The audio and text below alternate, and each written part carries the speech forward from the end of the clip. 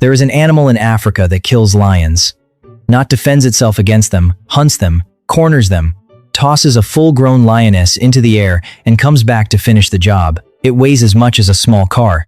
Professional hunters gave it a name most animals never earn. They call it the Black Death.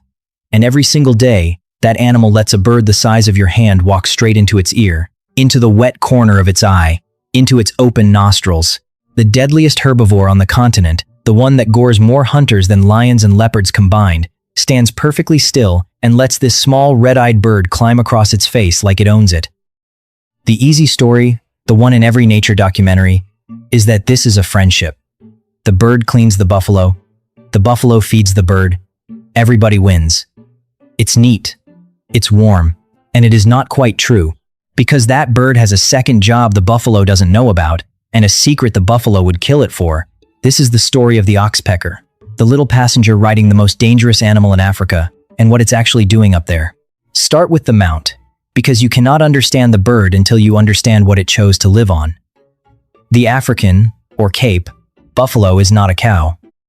People see the horns and the black hide and the placid chewing, and they file it next to cattle in their heads, and that is exactly the mistake that gets people killed. A big bull runs to around 1,500 pounds. It can move at speeds that close 40 meters before you finish deciding to run. And unlike almost everything else in the bush, a wounded buffalo doesn't flee. It circles back. It hunts the thing that hurt it. Hunters didn't nickname it the Widowmaker as a joke. Buffalo are tied to something on the order of 200 human deaths across Africa every year, and I want to be honest that figure gets repeated far more often than it gets rigorously counted, treated as the ballpark it is, not a census. But the reputation underneath the number is real, and it's earned. When a herd decides you are the threat, they coordinate. They come as a wall. Once a buffalo is committed to a charge, there is almost nothing on earth that stops it in time. This is the thing that stands its ground against a pride of lions. This is the animal whose default answer to danger is forward. Now put a bird on its back.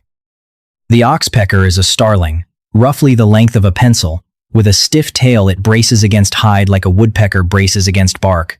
Two species work the savanna, the red-billed and the yellow-billed, and they spend nearly their whole lives on the backs of big things. Buffalo, rhino, giraffe, antelope. They feed there, they court there, they even mate on the animal's back.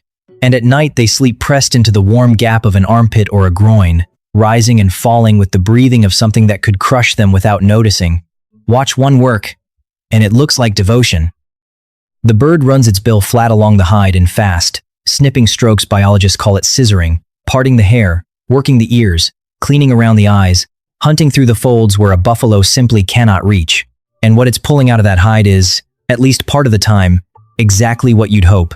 Ticks. Not a few ticks. Think about what lives on 1,500 pounds of animal that walks through tall grass all day. A single engorged female tick swells with blood until she's the size of a grape, and she is one of hundreds. The old, foundational fieldwork on this bird by Zuidenhout and Stutterheim back in 1980 found oxpeckers stripping nearly every adult tick off a host, working the animal over like a groom who never clocks out. For decades, that was the whole story. A walking parasite problem, and a bird that eats the problem. A clean deal. A friendship written into the shape of two animals. Except when scientists actually sat down and watched.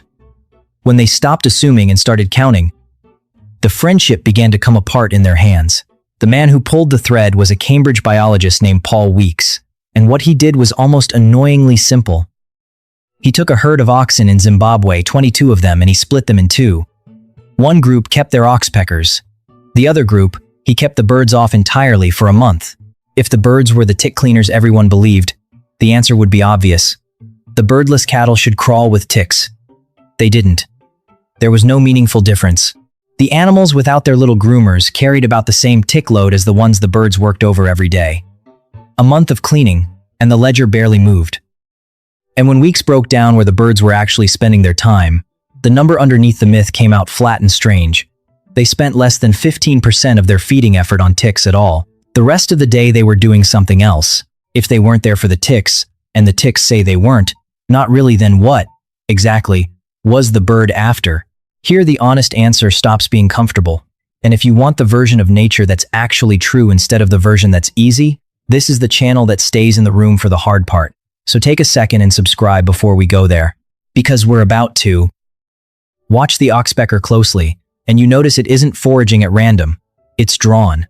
It keeps working back to one kind of place on the animal's body, and it fights to stay there.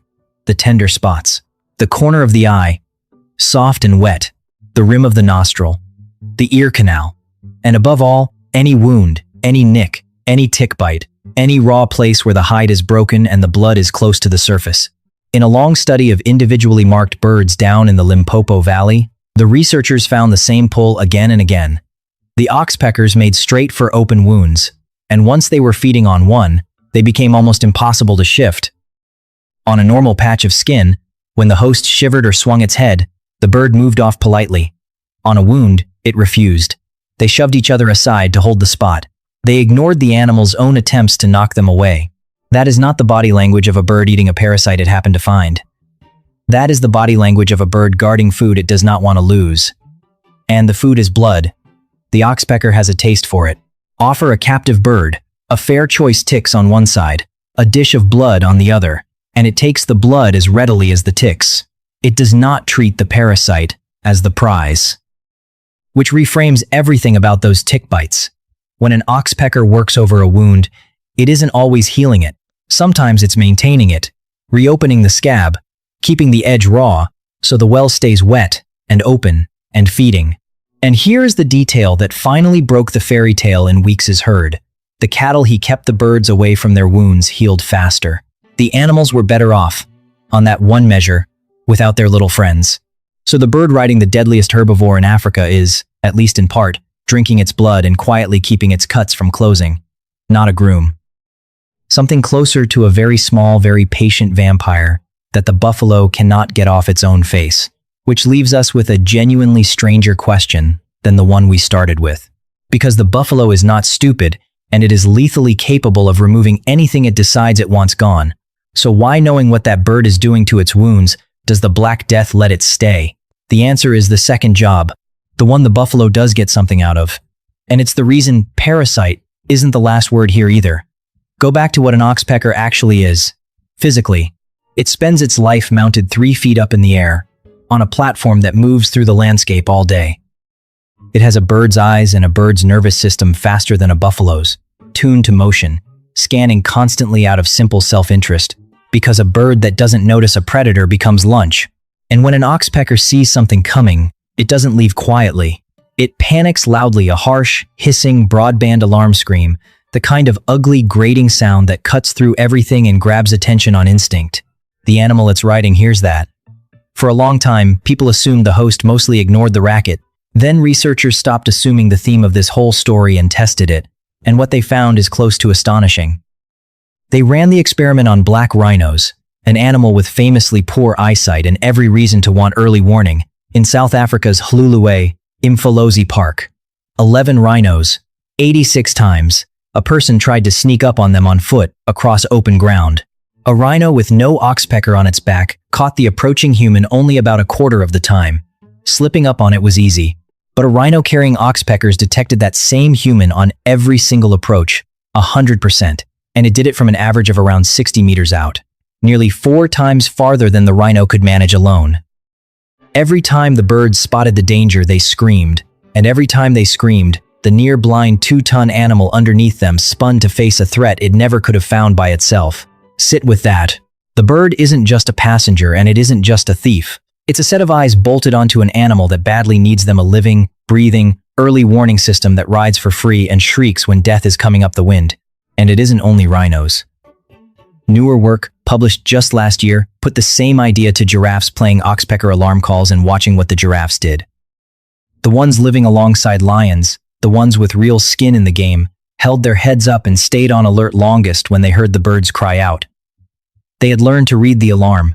Across the savanna, more than one big animal has quietly wired the oxpecker's panic into its own survival, treating a starling's scream as the first line of a warning system. Now stand the buffalo back up in front of us and the whole thing snaps into a different shape. The Black Death tolerates the bird at its eyes and its ears not because it's fooled, and not out of some tidy friendship. It tolerates the bird because the bird is worth it. It pays a tax in blood and slow-healing wounds, and in exchange it borrows a pair of fast, high, screaming eyes it could never grow for itself. This is where the neat word mutualism, the one every documentary reaches for, stops being big enough to hold what's actually going on, and it's worth being honest that the science itself is still arguing about it. Because the oxpecker is not one thing. It is a groom and a thief. It eats the parasite that torments the buffalo, and it drinks the buffalo's blood. It keeps a wound open with one motion of its bill and, minutes later, screams the warning that keeps the whole animal alive. Depending on the day, the host, the wound, and whether there's a lion in the grass, the same bird slides back and forth across the line between friend and freeloader, and researchers who've spent careers on this still don't fully agree on where, on balance, it lands. Some read it as mutualism with a dark streak. Some read it as parasitism, wearing a helpful mask. The honest answer is that it's genuinely both at once, and that the relationship is older and stranger than a single label can carry. What isn't in doubt is the trust. And that word is the strangest thing in this entire story, because trust in the wild is almost always earned at knife point. The buffalo trusts nothing. It doesn't trust the lion, it doesn't trust the hunter, it doesn't trust the herd member that panics too easily. It has survived by treating the whole world as a threat until proven otherwise. And this one small, red-eyed starling, this creature, it could end with a single shrug. This is the thing it lets walk into its open eye. The deadliest herbivore in Africa, the animal whose entire strategy is forward. Always forward. Trust nothing has made exactly one exception. It has decided that the little vampire on its face is, on balance, worth keeping. That the eyes are worth the blood. We started with a paradox, and I told you it was strange that the Black Death lets the smallest bird ride its face. It's stranger than that now. It isn't letting a friend ride. It struck a bargain with something that robs it, a bargain so old and so finely balanced that both animals still come out ahead, most days, on most bodies, under most skies. The oxpecker doesn't clean the buffalo out of loyalty. It rides because the buffalo is a warm, walking, blood-rich island that carries it through the grass. The buffalo doesn't carry the oxpecker out of affection. It carries it because those small screaming eyes are the difference between seeing the lion at 60 meters and never seeing it at all. Neither one of them is being kind. And yet, out of two animals with no kindness between them, something that looks almost exactly like trust has grown up on the back of the most dangerous animal in Africa, a truce written in blood and warning cries, held in place for no reason nobler than the fact that it works. The next time you see that postcard image, the little bird perched on the great black beast, the sun behind them, the caption calling it friendship, you'll know what you're really looking at. Not a friend.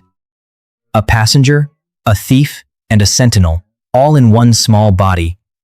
And a giant that is nobody's fool, choosing, every single day, to let it stay. If you want the true version of nature, the one that's messier and better than the postcard, subscribe and stick around. There's a whole savanna full of bargains like this one, and almost none of them are what they look like.